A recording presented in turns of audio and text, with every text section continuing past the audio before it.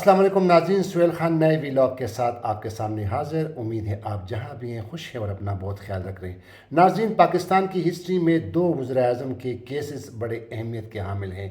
دونوں وزیر اعظم کے ان کیسوں میں کافی مشابہت رکھتی ہے، اور اگر دیکھا جائے کہ 1979 میں سابق وزیر اعظم شہید ذوالفقار علی بھٹو کا ٹرائل ہوا، اور 2026 میں بھی سابق وزیر اعظم اور پاکستان تحریک انصاف کے بانی چیئرمین عمران خان کے بڑے کیسز اس وقت عدالتوں کے سامنے زیر سماعت ہیں۔ اس پر آج ہم تفصیل سے ذرا روشنی ڈالیں گے کہ 2026 کے سیاسی منظرنامے میں بھٹو کے کیس کا کیا اس پر اثرات ہیں، اور کیا اس وقت جو 45 سال بعد سپریم کورٹ آف پاکستان نے ایک تاریخی ججمنٹ دی، جس میں یہ قرار دیا گیا کہ سابق وزیر اعظم شہید ذوالفقار علی بھٹو کو اس کے ٹرائل میں وہ قانونی تقاضے نہیں پورے کیے گئے اور ان کو انصاف نہیں فراہم کیا گیا، اور خاص طور پر اس ججمنٹ میں یہ بھی کہا گیا کہ چونکہ وہ ججمنٹ جو دی تھی وہ اس وقت ایک سابق ڈکٹیٹر جنرل ضیاء الحق تھے، اس وقت عدالتیں آزاد نہیں تھیں، اور یہ باہر سے بیرونی پریشر سے وہ ذوالفقار علی بھٹو کا کیس کافی انفلوئنس ہوا۔ تو آج کے اس ویلاگ میں تفصیل سے آپ سے ذکر کریں گے۔ نئے دیکھنے والے ناظرین سے التماس ہے کہ وہ اس چینل کو ضرور سبسکرائب کریں۔ تو چلتے اپنے پروگرام کی جانب۔ ناظرین، کل سابق وزیر اعظم شہید ذوالفقار علی بھٹو کی 47ویں برسی پورے ملک میں منائی گئی، اور مختلف سیمینارز کیے گئے، اور پاکستان پیپلز پارٹی کی جانب سے خصوصی طور پر خاصی جو صدر ہیں آصف علی زرداری، ان کی جانب سے خصوصی بیان جاری ہوا۔ اس طرح دیگر جو پاکستان پیپلز پارٹی کے رہنما ہیں انہوں نے اپنے بیانات دیے، اور شہید ذوالفقار علی بھٹو کے تمام وہ کارناموں کو انہوں نے اجاگر کیا۔ لیکن سوال یہ پیدا ہوتا ہے کہ اس وقت 2026 میں جو منظرنامہ ہے وہ بھی ایک بڑی اہمیت کے حامل ہے، کیونکہ سابق وزیر اعظم اور پاکستان تحریک انصاف کے بانی چیئرمین عمران خان کے متعدد کیسز اس وقت عدالتوں کے میں زیر سماعت ہیں، اور ان پر کارروائی نہیں ہو رہی، اور پاکستان تحریک انصاف کے جو رہنما ہیں وہ کیا کیا الزامات لگا رہے ہیں۔ تو چلتے ہیں اپنے پروگرام کی جانب۔ ناظرین، اگر آپ کو بتاتے چلیں کہ 45 سال بعد پاکستان کی سب سے بڑی عدالت سپریم کورٹ آف پاکستان نے ایک تاریخی ججمنٹ دی، اور یہ ججمنٹ سپریم کورٹ کے 9 رکنی لارجر بینچ نے کی تھی، کیونکہ اس میں پہلے ہی تقریباً 11 سال پہلے ہی سپریم کورٹ آف پاکستان میں سابق جو صدر تھے اور ابھی جو موجودہ صدر ہیں آصف علی زرداری، انہوں نے سپریم کورٹ میں ایک بھٹو ریفرنس دائر کیا تھا، اور اس میں کہا گیا تھا کہ اس بھٹو ریفرنس کو دوبارہ ری وزٹ کیا جائے۔ وہ اس وقت تو اس پہ تو کافی ٹائم لگا، لیکن پھر اس کو تقریباً 11-12 سال بعد سپریم کورٹ آف پاکستان نے اس کیس کو اٹھایا، اس ریفرنس کو، اور پھر تقریباً مارچ کے مہینے میں 2024 میں سپریم کورٹ آف پاکستان نے ایک متفقہ فیصلہ دیا اور اس ریفرنس پر اپنا جواب دیا۔ اس فیصلے میں سپریم کورٹ آف پاکستان نے یہ تسلیم کیا کہ جو سابق وزیر اعظم تھے شہید ذوالفقار علی بھٹو، ان کے ٹرائل کو شفاف ٹرائل نہیں دیا گیا، اور تمام جو شفاف ٹرائل کے جو تمام وہ جو آئینی اور قانونی تقاضے ہیں وہ پورا نہیں کیے گئے، اور ساتھ ہی ساتھ یہ بھی کہا گیا کہ یہ جو ججمنٹ تھی وہ بالکل ایک پریشر پر دی گئی تھی، اور بیرونی پریشر تھا اس میں، اس پر جو کچھ ایک جج صاحب جو تھے اس وقت کے نسیم شنساد صاحب، ان کا بھی بیان آیا، اس پر بھی تفصیلی فیصلے میں بھی ذکر کیا گیا۔ تو اگر ہم کہیں کہ کس طرح، اگر ہم اس تناظر میں کہیں کہ جو اس وقت پاکستان تحریک انصاف کے جو متعدد کیسز ہیں، 190 ملین پاؤنڈ کیسز ہیں، توشہ خانہ 1، توشہ خانہ 2 اور سارے کیسز ہیں، اس وقت پاکستان تحریک انصاف کے وہ کیسز ہیں عدالتوں کے سامنے، ان کی پیروی نہیں کی جا رہی، بار بار وہ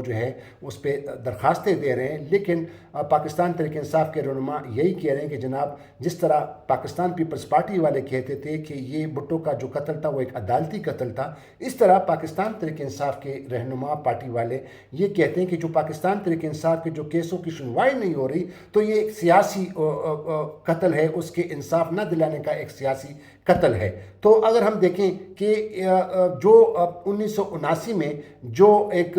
جج نے کہا تھا کہ جناب ان پہ پریشر تھا، اور ان کی نوکریوں کی وجہ سے جو ایک سب کچھ ان کی نوکری خطرے میں تھی، یعنی جسٹس نسیم شنساد صاحب نے یہ کہا تھا کہ چونکہ ان کی نوکریاں خطرے میں تھی اور اس پر دباؤ تھا، لہٰذا وہ بھٹو کا جو فیصلہ تھا وہ دباؤ میں دیا گیا، اور خود پھر سپریم کورٹ آف پاکستان کے 9 رکنی لارجر بینچ کے ایک معزز رکن جسٹس محمد علی مظہر نے بھی اپنے اضافی نوٹ میں بھی انہوں نے جسٹس نسیم شہنشاہ کے جو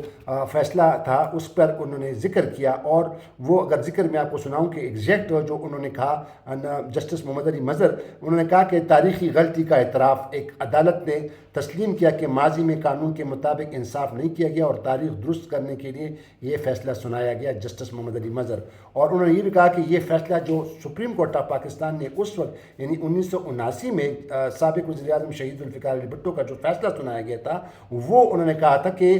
نسیم شہنشاہ کا انٹرویو کا حوالہ دیتے ہوئے کہا کہ اعتراف کے مطابق فیصلہ دباؤ کے تحت کیا گیا اور شفاف ٹرائل کی کمی بھی جو انہوں نے ذکر کیا کہ اس بھٹو کے کیس میں شفاف ٹرائل کی کمی بھی تھی۔ اب سوال یہ پیدا ہوتا ہے کہ جناب 45 سال بعد تو سپریم کورٹ آف پاکستان نے یہ فیصلہ صادر کیا اور یہ تسلیم کیا کہ سابق جو وزیر اعظم تھے شہید ذوالفقار علی بھٹو، ان کو شفاف ٹرائل کے تقاضے ان کے تمام ٹرائل میں پورے نہیں کیے گئے ہیں اور ان کو عدالتی انصاف نہیں دیا گیا اور اس کو جو ہے تمام وہ تقاضے نہیں پورے کیے گئے اور 45 سال بعد یہ فیصلہ آیا۔ اب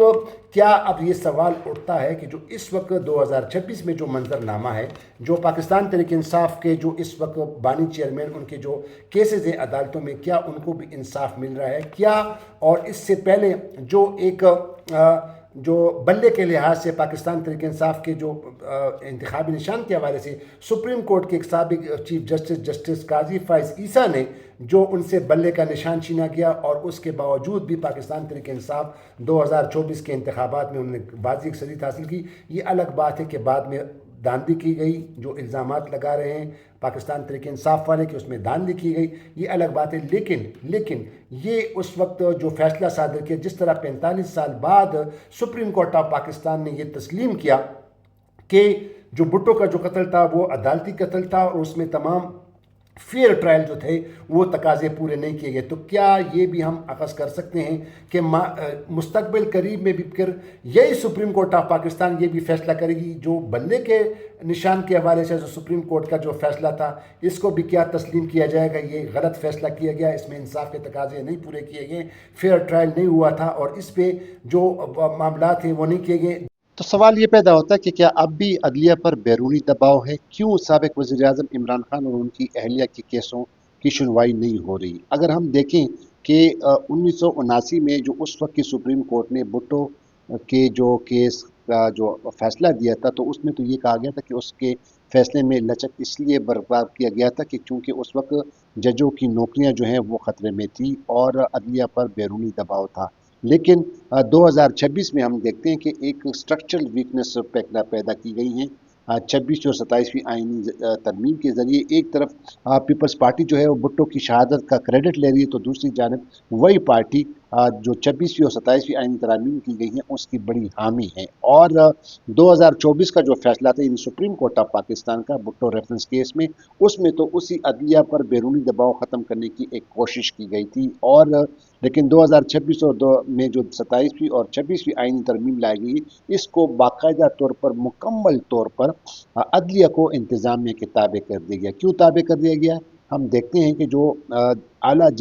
عدلیہ میں جو ججز کی تعیناتی ہے اس میں مکمل طور پر پارلیمنٹ کو انوالو کیا گیا ہے، ایگزیکٹو کو انوالو کیا گیا ہے، اور اس طرح پھر ججز کی تعیناتی میں بھی اب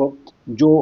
فیصلے کیے جا رہے ہیں جس طرح ان کی تعیناتی ہوتی ہے تو اس میں ایک انتظامیہ کا عمل دخل ہوتا ہے۔ تو دونوں فریق جو ہیں پی ٹی آئی اور پاکستان پیپلز پارٹی وہ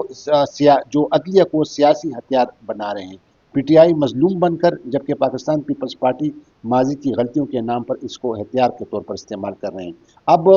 کیا ہمیں یہ دیکھنا ہوگا کہ ہم کیا ماضی کے جو غلطیاں ہیں عدلیہ کی وہ اس سے کچھ سبق سیکھے گی یا اس کے طرح اسی طرز کی طرح کسی اور رنگوں میں دوبارہ وہ غلطیاں دہرائیں گی؟ اور یہ جو ادارہ جاتی جو بہتری ہے عدلیہ میں جو لانے کے لیے، وہ تبھی لائی جا سکتی کہ جب ہم عدلیہ کو اپنی ماضی کے غلطیوں کا اعتراف کرنا پڑے اور تمام جتنے بھی کیسز ہیں ان پر آئین اور قانون کے مطابق جلد سے جلد فیصلے کیا جائے۔ اب آخر میں بڑا اہم سوال یہ پیدا ہوتا ہے کہ کیا بھٹو کیس کے طرز پر ایک اور کیس جو ہے ان دا میکنگ ہے؟ یہ بہت بڑا سوالیہ نشان ہے۔ ایک اور پروگرام میں دوبارہ آپ کے سامنے پیش ہوں گے، تب تک کے لیے اجازت دیجیے۔ خدا حافظ۔ پاکستان زندہ باد۔